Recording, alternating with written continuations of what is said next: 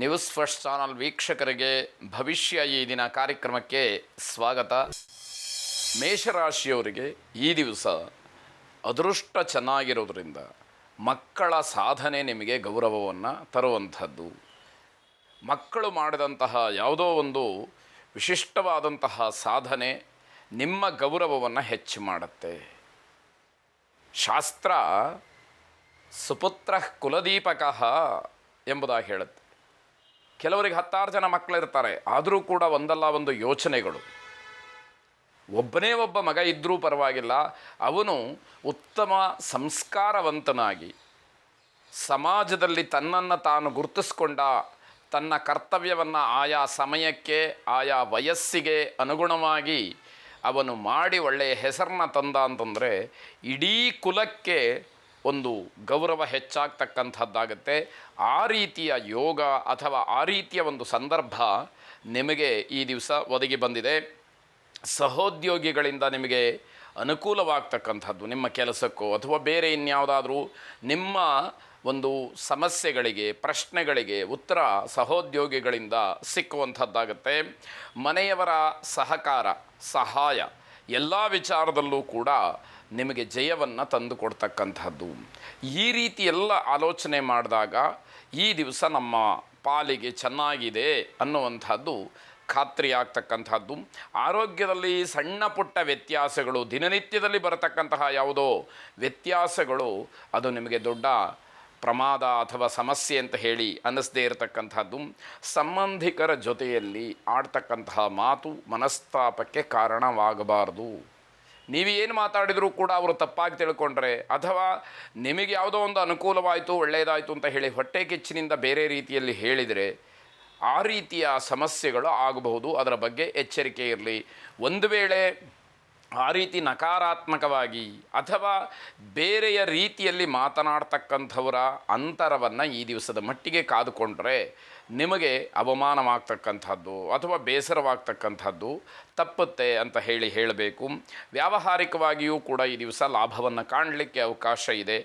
ಆಂಜನೇಯ ಸ್ವಾಮಿಯನ್ನು ವಿಶೇಷವಾಗಿ ಪ್ರಾರ್ಥನೆ ಮಾಡಿ, ನಿನ್ನಿಂದ ಸಾಧನೆ ಮಾಡಲಿಕ್ಕೆ ಆಗದೇ ಇರುವಂಥದ್ದು ಏನೂ ಇಲ್ಲ, ಅಂತಹ ಶಕ್ತಿಯನ್ನು ನೀನು ಹೊಂದಿದ್ದೀಯಾ, ನನ್ನ ಜೀವನದಲ್ಲೂ ಕೂಡ ಆ ರೀತಿಯ ಶಕ್ತಿಯನ್ನು ನೀನು ಕರುಣಿಸು ಎಂಬುದಾಗಿ ನಿಮ್ಮ ಪ್ರಾರ್ಥನೆ ಇರಲಿ. ಶುಭವಾಗಿ. ವೃಷಭ ರಾಶಿ ಸಂಬಂಧಿಕರು ಅಥವಾ ಸ್ನೇಹಿತರು ಅಥವಾ ಬಂಧುಗಳಲ್ಲಿ ಯಾರಾದರೂ ಏನೋ ಒಂದಷ್ಟು ಜಗಳವನ್ನು ವ್ಯಾವಹಾರಿಕವಾಗಿ ಒಂದು ಕಿತ್ತಾಟವನ್ನು ಮಾಡಿಕೊಂಡಿರ್ತಾರೆ. ಅಂತಹ ಸಂದರ್ಭದಲ್ಲಿ ರಾಜಿಯನ್ನು ಮಾಡೋದಕ್ಕೆ ನಿಮ್ಮ ಮಧ್ಯಸ್ಥಿಕೆ ಬಹಳ ಮುಖ್ಯವಾಗುತ್ತೆ. ಅಂತಹ ಒಂದು ಸಂದರ್ಭ ಒದಗಿ ಬರಬಹುದು ಅನ್ನುವಂತಹ ಸೂಚನೆ. ನೀವು ಹೋಗಿ ನ್ಯಾಯ ಪಂಚಾಯಿತಿ ಮಾಡ್ತೀರಿ ಅನ್ನುವಂಥದ್ದಲ್ಲ. ಅಂತಹ ಸಂದರ್ಭಗಳು ಬಂದಾಗ ನಿಮ್ಮ ಮಾತಿಗೆ ಬೆಲೆ ಅನ್ನುವಂಥದ್ದು ಇರುತ್ತೆ ಅಂತ ಅರ್ಥ. ಸ್ಥಿರಾಸ್ತಿಯ ವಿವಾದ ಉದ್ಭವವಾಗ್ತಕ್ಕಂಥದ್ದು. ನಿಮ್ಮ ವೈಯಕ್ತಿಕವಾದಂತಹ ಜೀವನದಲ್ಲಿ ಸ್ಥಿರಾಸ್ತಿಯ ಬಗ್ಗೆ ಏನೋ ಒಂದಷ್ಟು ಸಮಸ್ಯೆಗಳು ಅಥವಾ ಮನಸ್ಸಿಗೆ ಅಸಮಾಧಾನ ಆಗಿರತಕ್ಕಂತಹ ವಿಚಾರವು ಸ್ಫೋಟವಾಗ್ತಕ್ಕಂಥದ್ದಾಗುತ್ತೆ. ಬೇರೆಯವರಿಂದ ಏನನ್ನೂ ಕೂಡ ನಿರೀಕ್ಷೆ ಮಾಡಬೇಡಿ. ಯಾರೋ ಬಂದು ಸಹಾಯ ಮಾಡ್ತಾರೆ, ಇನ್ಯಾರಿಂದಲೋ ಅನುಕೂಲವಾಗುತ್ತೆ, ಅವರ ಮಾತು ನಡೆಯುತ್ತೆ, ಇದು ಯಾವುದೂ ಕೂಡ ನಿಮಗೆ ಪ್ರಯೋಜನಕ್ಕೆ ಬರದೇ ಇರತಕ್ಕಂಥದ್ದು.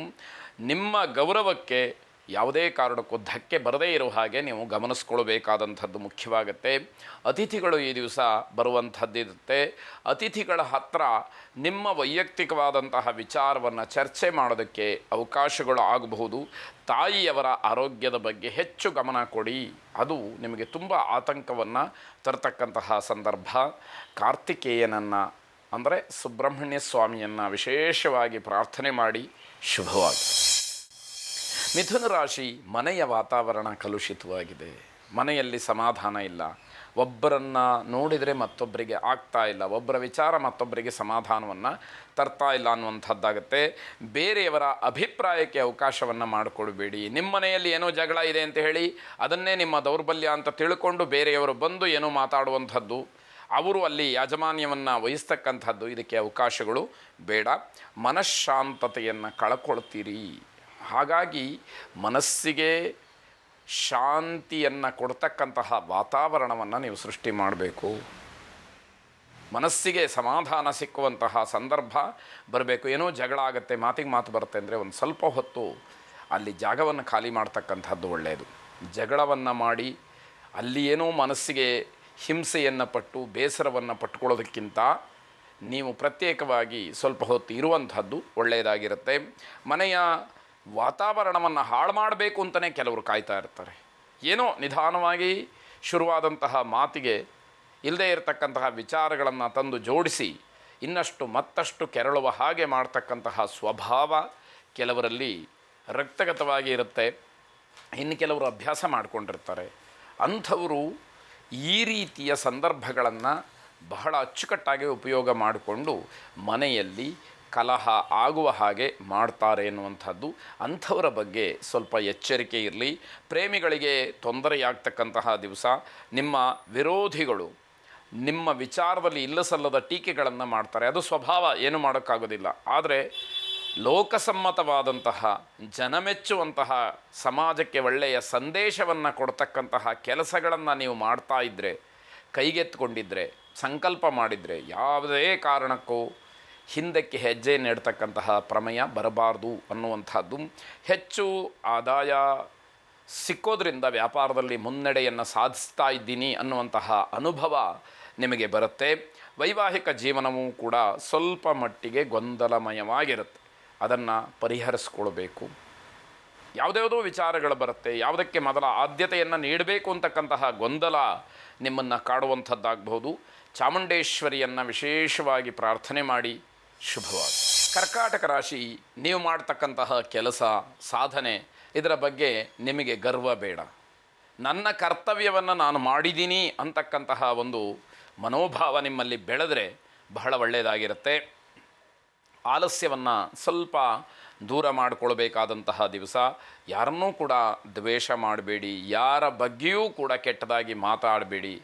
ಅದು ನಿಮ್ಮ ಇಲ್ಲಿನ ಸಾಧನೆಯನ್ನು, ಇಲ್ಲಿಯವರೆಗಿನ ಸಾಧನೆಯನ್ನು ಹಾಳು ಮಾಡಿಬಿಡುತ್ತೆ, ನಿಮಗೆ ಕಳಂಕವನ್ನು ತರುತ್ತೆ ಅನ್ನುವಂಥದ್ದು. ನಿಮ್ಮ ದಿನಚರಿಯನ್ನು ಸ್ವಲ್ಪ ಮಟ್ಟಿಗೆ ಬದಲಾವಣೆ ಮಾಡಿಕೊಳ್ಳಿ ಎನ್ನುವಂಥದ್ದು. ಸ್ನೇಹಿತರನ್ನು ನೀವು ಭೇಟಿ ಮಾಡೋದರಿಂದ ಸ್ವಲ್ಪ ಮಟ್ಟಿಗೆ ಸಂತೋಷವನ್ನು ಹೊಂದುತ್ತೀರಿ. ಮಕ್ಕಳ ಭವಿಷ್ಯಕ್ಕೆ ಒಂದು ರೀತಿಯಲ್ಲಿ ದಾರಿಯನ್ನು ಮಾಡಿಕೊಳ್ಬೇಕಾದಂತಹ ಕರ್ತವ್ಯ ನಿಮ್ಮಲ್ಲಿ ಇನ್ನೂ ಹಾಗೆ ಉಳಿದಿರುತ್ತೆ ಅನ್ನುವಂಥದ್ದು. ದುರ್ಗಾ ಪರಮೇಶ್ವರಿಯನ್ನು ವಿಶೇಷವಾಗಿ ಪ್ರಾರ್ಥನೆ ಮಾಡಿ. ಶುಭವಾಗಲಿ.